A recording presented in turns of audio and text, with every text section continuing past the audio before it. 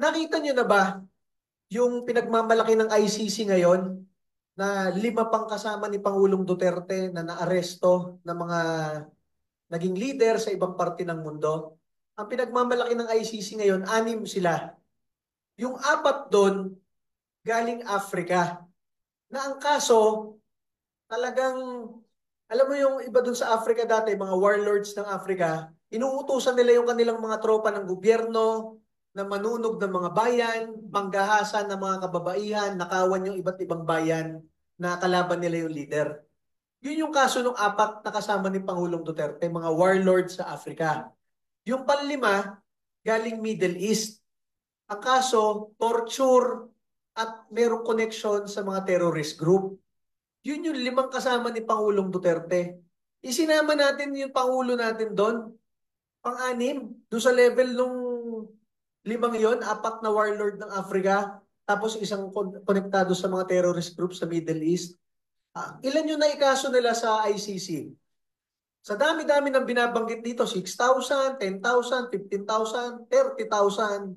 Ang kaso lang ni Pangulong Duterte doon, na-research na ng todo yan. Siyempre, paano ka magkakaso abroad nang hindi mo ni-research ng todo?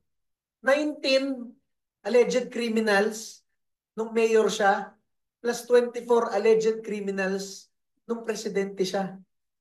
Yun lang ang naikaso sa kanya sa ICC.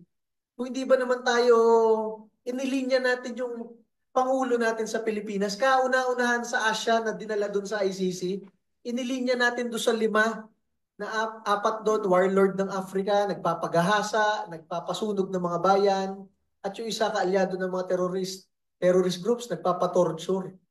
Isipin natin ng konti ngayon, 2 weeks after natin mapadala si Pangulong Duterte doon, kung tama ba yung desisyon ng gobyerno ng Pilipinas ipadala doon yung ating isang mahal na Pangulo ng Pilipinas. So ang basis ng pagkakon kay Duterte is hindi 6,000 or 30,000 kundi 49 o 48 na 43 na kaso na pinal sa kanya compared to yung mga ginagawa ng mga iba, no? 43 na alleged criminals ang pinatay. Doon nga sa 44 na tropa ng gobyerno pinatay, hindi kriminal yung 44 na yon. Meron na bang naireklamo sa ICC kung sino yung mastermind sa pagpatay sa mga tropa ng gobyerno? Diba? Yun lang. Kumbaga, we see this act against President Duterte as a political act. Hindi yan yung sasabihin, ito ay para sa hustisya ng bansa. Kung para sa hustisya ng bansa, sana man lang ginamit mo yung mga justices at judges sa judicial system ng bansa. Give us a preview. Ano magiging panawagan bukas?